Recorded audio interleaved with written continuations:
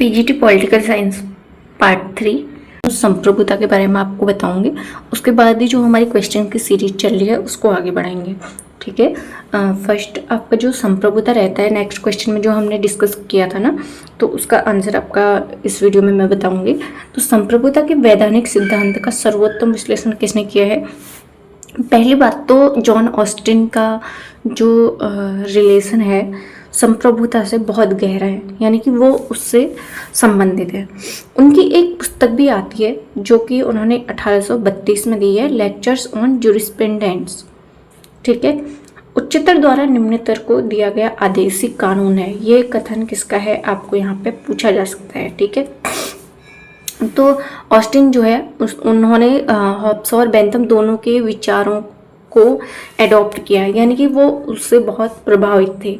Lock जो हैं वो आपको पता है, अभी इससे पहले मैंने आपको बताया था, उदारवाद के जनक, और लॉक को सीमित संप्रभुता का जनक कहा जाता है। लॉक का मानना है कि जो जनता है, यानी कि जो समाज है हमारा, वो सरकार पर नियंत्रण करता है।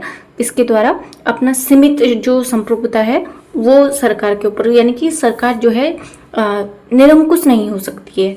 ठीक है, बौद्ध जो है, बौद्ध बताते हैं कि राजनीतिक चिंतन के क्षेत्र को बौद्ध ही सबसे बड़ी और विशिष्ट देन उसका संप्रभुता विषयक सिद्धांत है। तो बौद्ध ने क्या बताया संप्रभुता विषयक सिद्धांत के बारे में? संप्रभुता नागरिकों और प्रजाजनों के ऊपर एक ऐसी सर्वोच्च शक्ति है जो विधियों द्वारा मर्यादित नहीं की जा सकती।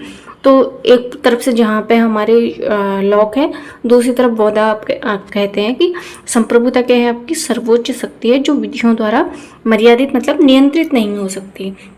जॉन ऑस्टिन की जो रचना है, अभी मैंने आपको बताया था 1832 में थी, लेक्चर्स ऑन जूरिस्प्रूडेंस। ये आपके जॉन ऑस्टिन का जो कार्यकाल है वो 1790 से 1859 है। ठीक है, एक और बुक उनकी है the philosophy of positive law के नाम से ये जानी जाती है। नेक्स्ट क्वेश्चन की बात करेंगे हम यहाँ पे, किसका मत है कि मनुष्य को स्वतंत्र होने के लिए बाध्य किया जा सकता है? देखो ये क्वेश्चन जो आपका है ये स्वतंत्रता वाले टॉपिक से आया है आपका। तो यहाँ पे आपके जो हैं अरस्तु है, गांधी है, मिल है, रूसो हैं। स्वतंत्रता के संबंध में भी आपके अराजकतावादी भी आते हैं, अलग अलग विचारक आपके यहाँ पे आते हैं। तो इसका जो राइट आंसर हो जाएगा ऑप्शन डी, रूसो। रूसो की एक प्रसिद्ध बुक है जो हर एग्ज़ाम में पूछी जाने की संभावना रहती है, द सोशल कॉन्ट्रैक्ट। ये सोशल कॉन्ट्रैक्ट आपकी 1762 में रूसो के द्वारा लिखी गई एक महत्वपूर्ण रचना है। रूसो के अनुसार जो सामान्य इच्छा का पालन नहीं करेगा उसे पालन के लिए बाध्य किया जाएगा। सामान्य इच्छा का तात्पर्य यहाँ पे होता है कि सभी लोगों की जो इच्छा है वो, ठीक है, सर्वश्रेष्ठ इच्छा, इसको एक तरीके से हम बोल सकते हैं। इस सिद्धांत में स्वतंत्रता का विरोधाभास दिखाई देता है, जिसके कारण रूसो को फांसीवाद का दार्शनिक पिता कहा जाता है। तो एक क्वेश्चन और आपका यहाँ पे फ्रेम हुआ ना कि सामान्य इच्छा का सिद्धांत किसने दिया और फांसीवाद का दार्शनिक पिता किसे कहा जाता है? तो ये है आपके रूसो। सोशल कॉन्ट्रैक्ट का ईयर यहाँ पे आपको याद रखना है 1762, और जिसकी प्रथम कृति में इन्होंने लिखा है कि मनुष्य स्वतंत्र पैदा होता है लेकिन सर्वत्र जो है ये जंजीरों से जकड़ा हुआ है।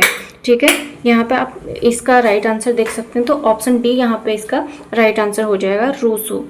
कौन भारत के संविधान का अभिरक्षक है? आपको पता है कि इसमें ऑप्शन 4 आपको दिए हैं। क्वेश्चन नंबर 20 में ऑप्शन 4 है, भारत का राष्ट्रपति, भारत का प्रधानमंत्री और लोकसभा सचिवालय या भारत का सर्वोच्च न्यायालय। कहने का मतलब है यहाँ पे अभिरक्षक का मतलब हम कह सकते हैं निम्न में से कौन भारत के संविधान का संरक्षक है या अभिभावक है, भी यहाँ पे वर्ड यूज किया जाता है। तो ये घुमाने के लिए अलग अलग शब्द इनके द्वारा यूज किए जाते हैं क्वेश्चन बनाने में। तो इसका राइट आंसर आपका ऑप्शन डी हो जाएगा, सुप्रीम कोर्ट। जो भारत का सर्वोच्च न्यायालय है, आपको पता है कि यहाँ पे सर्वोच्च न्यायालय जो है हमारा कानून की व्याख्या करता है। जैसे आपके 3 अलग अलग पार्ट होते हैं, जैसे एक आपका हो गया विधायिका, और जो कि आपका कानून वगैरह निर्माण करती है, व्यवस्थापिका, और आपका जो न्यायपालिका है वो व्याख्या करती है। तो भारत का सर्वोच्च न्यायालय भारत के संविधान का अभिरक्षक है। यह संविधान में निहित प्रावधानों, इसमें उपयोग की गई शब्दावली और भावना के निहितार्थ विषय में अंतिम कथन प्रस्तुत करता है।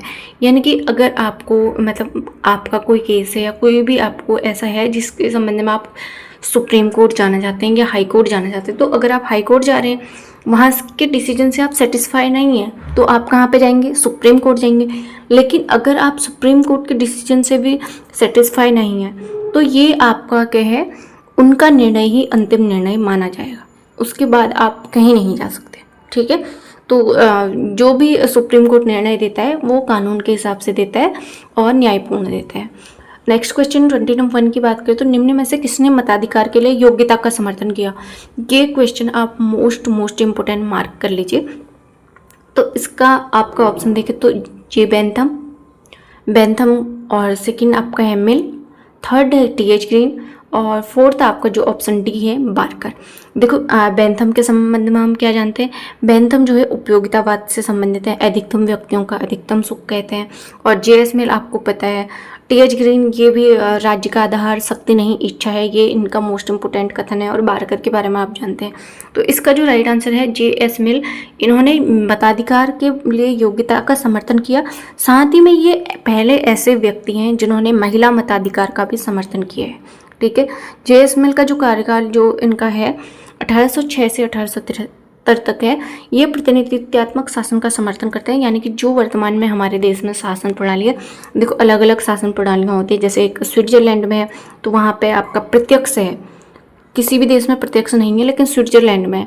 अभी जो हमारे देश में वर्तमान में चलता है ये प्रतिनिधित्वात्मक, जो भी नेता लीडर हम चुनते हैं, जिनको चुनकर हम संसद में भेजते हैं, विधानसभा में भेजते हैं, वो क्या है, एक तरीके से हमारे प्रतिनिधि है। हमने उनको खुद का प्रतिनिधित्व करने के लिए भेज रखा है ना। तो जेएस मिल कहते हैं कि स्त्रियों सहित सभी व्यक्तियों को मताधिकार करने के पक्ष है और मतदाताओं में कुछ योग्यताएं अवश्य होनी चाहिए। मिल ने कहा कि व्यक्तियों के मत का मूल्य समान नहीं होता। अज्ञानी, मूर्ख और उदासीन प्रवृत्ति के व्यक्तियों की तुलना में बुद्धिमान, शिक्षित तथा उच्च गुणों वाले व्यक्तियों को मताधिकार की अधिक शक्ति प्राप्त होनी चाहिए। तो ये क्वेश्चन भी आपका बन सकता है कि किसने कहा कि बुद्धिमान और जो हमारे निम्न वर्ग हैं, उदासीन वर्ग हैं, तो उससे अधिक वोट का मूल्य अलग अलग होना चाहिए। तो ये कथन भी आपका जेएस मिल का है। आई होप आपको समझ में आ रहा होगा। और किसी क्वेश्चन में अगर आपको समझने में डाउट हो रहा है तो आप कमेंट कर सकते हैं। 22 की बात करें तो किसने लिखा है कि एक संतुष्ट सुअर की अपेक्षा एक असंतुष्ट सुकरात होना कहीं अच्छा है? तो ये आपकी एक टर्म आता है पिग फिलोसफी, तो उससे संबंधित है। बेंथम, ये आपका ऑप्शन डी यहाँ पे हो जाएगा मिल। बेंथम ने सुखों की मात्रात्मक समानता के विरुद्ध मिल ने कहा। किसने कहा? तो मिल ने जो ये वक्तव्य दिया है अपना, ये किसके संबंध में दिया है? बेंथम की बातों के रिएक्शन में। तो सभी सुखानुभूतियाँ उसी प्रकार एक समान नहीं होती हैं। तो बेंथम की किस बात पर, जो जिसमें उन्होंने ये कहा था कि अधिकतम व्यक्तियों का अधिकतम सुख, ठीक है। तो उन्होंने क्या कहा कि अलग अलग जो व्यक्ति हैं उनका एक प्रकार समान नहीं हो सकता है। सुकरात का असंतोष सुअर किसी मूर्ख व्यक्ति, यानी कि सुअर की तुलना ये किससे कर रहे हैं? मूर्ख व्यक्ति से, संतोष की अपेक्षा अधिक महत्वपूर्ण है। तो कथन क्या है? सभी सुखानुभूतियाँ उसी प्रकार एक समान नहीं होती हैं जैसे सुकरात का असंतोष सुअर के संतोष की अपेक्षा अधिक महत्वपूर्ण है। तो प्रसन्नता व सुख में अंतर ये बताते हैं कि मिल के अनुसार सुखों में मात्रात्मक तक के साथ साथ गुणात्मक अंतर भी होता है। अतः मिल का प्रसिद्ध कथन ये है, एक संतुष्ट सुअर के बजाय असंतुष्ट सुकरात अच्छा है। याद रखना है, मोस्ट इंपॉर्टेंट क्वेश्चन, इसको मार्क कर लीजिए आप। ये प्रीवियस ईयर पेपर इस वीडियो में मैं डिस्कस कर रही हूँ आपके पास। पार्ट 3 है ये, इससे पहले वाले पार्ट 2 आपने नहीं देखे हैं तो देख सकते हैं। अब हम बात करते हैं कि जेएस मिल की कौन कौन सी महत्वपूर्ण कृतियाँ हैं। तो ये सब आप एक जगह, इससे पहले वाली वीडियो में मैंने बताया है कि आप इन सारी बुक्स को एक जगह नोट डाउन कर लीजिए, एग्जाम के टाइम पे पढ़ने में आपको आसानी होगी। सिस्टम ऑफ लॉजिक, ये भी जेएस मिल की कृति है आपकी 1843 में, ठीक है। Principles of political economy 1848, on liberty 1859, consideration on representative government, यानी कि जो अभी हमने बात की थी प्रतिनिधित्वात्मक शासन के बारे में, यूटिलिटरिज्म यानी कि उपयोगितावाद, ये 1863, द सब्जेक्शन ऑफ वुमेन 1859, ये भी मिल की कृतियाँ। मिल को एक बहुत इम्पोर्टेंट टर्म आता है कि जेएस मिल को प्रथम व्यक्तिवादी तथा अंतिम उपयोगितावादी विचारक कहा जाता है। देखो आपको पॉइंट में भी दिया जा सकता है कि जे.एस. मिल प्रथम उपयोगितावादी हैं, जे.एस. मिल अंतिम उपयोगितावादी विचारक हैं।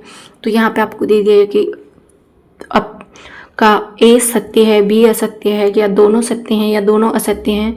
इस प्रकार से क्वेश्चन फ्रेम हो सकता है। तो हमको साथ साथ में दिमाग ऐसे चलाना है कि हमारे क्वेश्चन कहाँ से फ्रेम होंगे और कैसे फ्रेम होंगे। और मोस्ट इम्पोर्टेंट पॉइंट जो मैंने आपको फर्स्ट में बताया था वो ये है कि जे.एस. मिल जो हैं महिला मताधिकार और भारत मतदान का प्रबल समर्थक हैं। एक तो ये योग्यता की बात करते हैं, दूसरी ये करते हैं महिला मताधिकार की। तो अभी हमने 6 बुक्स मैं जे.एस. मिल की डिस्कस की हैं, लेकिन इससे पहले भी हमने एक बुक डिस्कस की थी। आपको बताना है कि वो बुक कौन सी थी और उसका नाम क्या था। बुक किसने लिखी थी ये मैं आपको बता देती हूँ कि जॉन ऑस्टिन ने लिखी थी। ठीक है। 23 की बात करें तो निम्न में से किस चिंतक ने कहा था कि राज्य व्यक्ति का वृहद रूप है। ये भी आपका मोस्ट इम्पोर्टेंट है। देखो यहाँ पे ऑप्शन ए दे रखा है प्लेटो, ऑप्शन बी दे रखा है आपको अरस्तु, और ऑप्शन सी आपका है हॉब्स, ऑप्शन डी आपका है रूसो। देखो प्लेटो की कौन सी पुस्तकें हैं आप कमेंट डाउन कीजिए, अरस्तु की कौन सी महत्वपूर्ण पुस्तकें हैं कमेंट डाउन कीजिए। इससे क्या होगा कि आप साथ साथ में रिकॉल कर पाएंगे, आपका रिवीजन होते रहेगा। और हॉब्स की कौन सी हैं वो भी बताइए, और रूसो की अभी मैंने इससे पहले पुस्तकें बता दी हैं कि कौन सी रूसो की पुस्तक है। ठीक है, तो इसका एक्सप्लेनेशन देखेंगे। बहुत बार ऐसा होता है कि रूसो और प्लेटो में कन्फ्यूजन हो जाता है। तो यहाँ पे जो प्लेटो और अरस्तु में बहुत सारे लोगों को कन्फ्यूजन रहता है। प्लेटो व्यक्ति और राज्य में पिंड और ब्रह्मांड का संबंध स्वीकार करते हैं। इसका तात्पर्य ये रहता है कि व्यक्ति में जो गुण और विशेषताएं थोड़ी मात्रा में पाई जाती हैं वही विशाल रूप में राज्य में पाई जाती है। यानी कि हम कह सकते हैं कि अलग अलग व्यक्ति हैं हमारे समाज में, तो उनको मिलकर ही तो राज्य बनाया है, इसलिए राज्य में ज़्यादा गुण है, तो वहीं विशाल रूप में राज्य में पाई जाती है। राज्य व्यक्ति की विशेषताओं का विराट रूप है। इसीलिए प्लेटो ने कहा कि राज्य किसी वृक्ष या चट्टान से नहीं परंतु उसमें निवास करने वाले व्यक्तियों के चरित्र से बनते हैं। ये भी आपका पूछा गया है एग्जाम में। कौन सा है? राज्य किसी वृक्ष या चट्टान से नहीं परंतु उनमें निवास करने वाले व्यक्तियों के चरित्र से बनते हैं। मनुष्य के गुणों का अध्ययन उनसे निर्मित राज्यों के अध्ययन से हो सकता है। ये है। ठीक है, तो इसका राइट आंसर आपका क्या हो जाएगा? प्लेटो। ऑप्शन नेक्स्ट क्वेश्चन 24 की बात करें तो निम्न में से किस विचारक ने प्राकृतिक अवस्था में मनुष्य बुद्धि या तर्क वितर्क के बजाय भावनाओं से संचालित होता है यह कहा था? तो अभी हमने रूसो की एक पुस्तक पढ़ी थी सोशल कॉन्ट्रैक्ट, तो इसका भी जो कथन आपने दिया है रूसो ने दिया है। इसमें आपके 3 ऑप्शन जो हैं, देखो लॉक कौन से हैं, लॉक की बुक का नाम क्या है और हॉब्स की बुक का नाम क्या है, बेंथम की। तो लॉक आपके जो संबंधित हैं वो आपकी सीमित संप्रभुता से संबंधित, हॉब्स के लेवियाथन है, बेंथम आप उपयोगितावाद से। तो रूसो ने 1755 में discourses on the origin of inequality, असमानता की उत्पत्ति में प्राकृतिक अवस्था के मानव का वर्णन किया है, और उसमें उन्होंने बताया कि जो मनुष्य है ना वो प्राकृतिक अवस्था में भद्र वन्य प्राणी था, न कि बुरा न अच्छा। तो उन्हें ना बुरा कहा है ना अच्छा कहा है, और न भाषा की अच्छी कला थी न विज्ञान का ज्ञान था। मनुष्य सुखी था न दुखी, और यह भद्र जंगली की तरह तर्क करता था। यानी कि उसमें मूल रूप से 2 ही प्रवृत्तियां थी, आत्म प्रेम और सहानुभूति। खुद का संरक्षण कैसे किया जा सकता है ये उसको आता था, और दूसरों के प्रति वो उदार भावना दिखाता था। तो इसका राइट आंसर आपका हो जाएगा ऑप्शन ए।